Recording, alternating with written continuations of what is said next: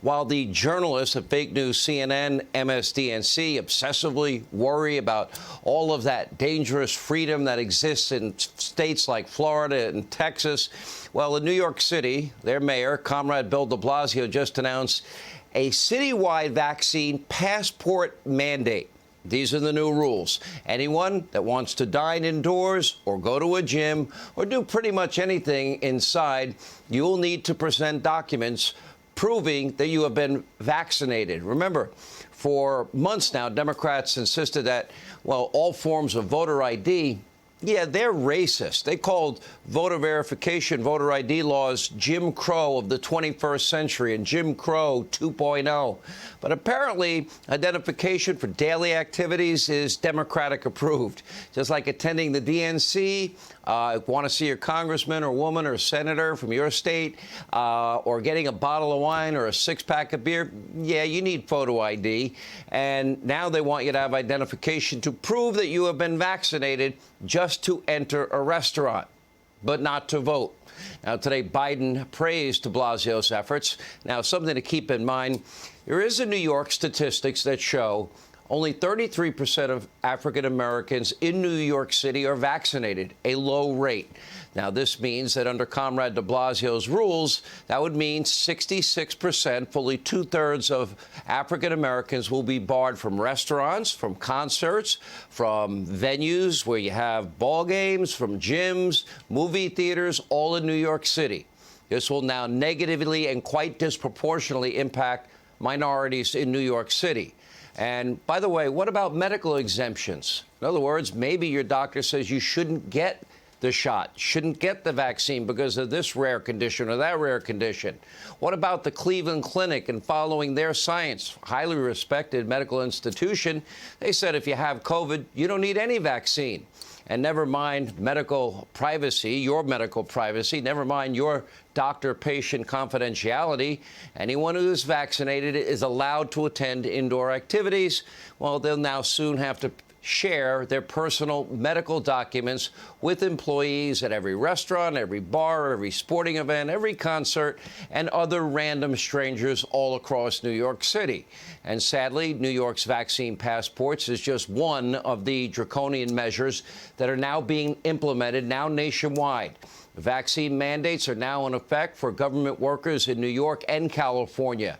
Indoor mask mandates has just been reinstated in the sanctuary city of San Francisco and Los Angeles and Washington, D.C., and dozens of other cities. A mask mandate for the military has also been reinstated. They're considering mandatory vaccinations for the military. Federal officials also calling on children as young as 3 years old to wear masks at all times in school. That might be task impossible. Colorado, they're now ordering children to stay 6 feet apart from one another and practice social distancing at all times. There are also new vaccine mandates, new testing requirements for all federal contractors. And get this, on CNN Fake News today, the NIH director actually instructed parents that you better be wearing masks around your children in your home. Take a look.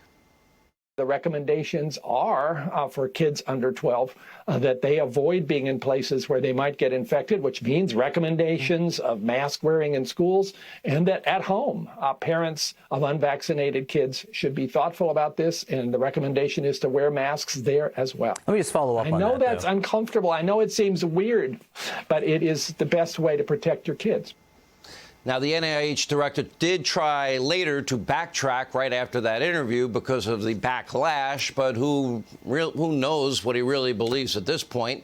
The so-called experts in our federal government, they seem to have different messages on masks and treatments and vaccines every day, a new protocol. How is that not confusing? And they're asking where vaccine hesitancy comes from. That would be from them, from Joe Biden on down. And according to the contradictory statements from Biden, lockdowns may or may not be coming back. Now, remember, just a few weeks ago, when Biden, Fauci, and everyone else in the government, they were promising all of us, right? They were promising you your life would return to normal if you got the vaccine, that they, not having gone to medical school or done a residency or an internship or ever practiced medicine, that they are telling everybody to get it without any knowledge of anybody's own medical history or current medical condition. Anyway, were they just lying or naive? You decide. So if we can get the overwhelming proportion of the population vaccinated by, let's say, the end of the second, the beginning of the third quarter, by the time we get into mid-fall of 2021, we could be approaching some level of normality. What does 70% mean? It means that we can now return to life as we know it. The biggest takeaway is that getting vaccinated is our ticket back to normal. We need, of course, to keep up the effort to inoculate the rest of the country. But suffice it to say, we are well on our way to bringing the country out of chaos, out of crisis, and back to normal. The vaccines are about saving your life, but also the lives of the people around you. But they're also about helping you get back to closer to normal in our living, more normal living.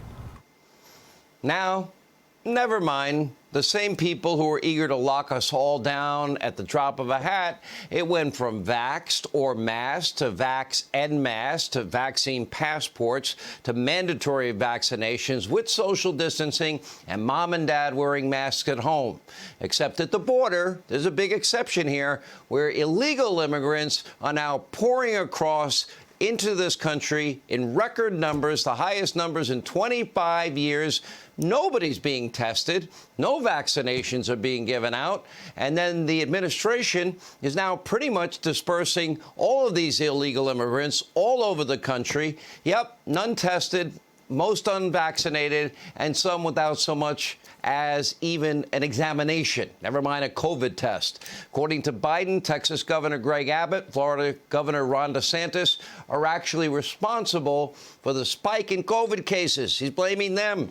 Like he blames Trump for the immigration crisis. That's a joke, because they are refusing to enact tough restrictions in their states. Those states have done phenomenally well without draconian shutdowns.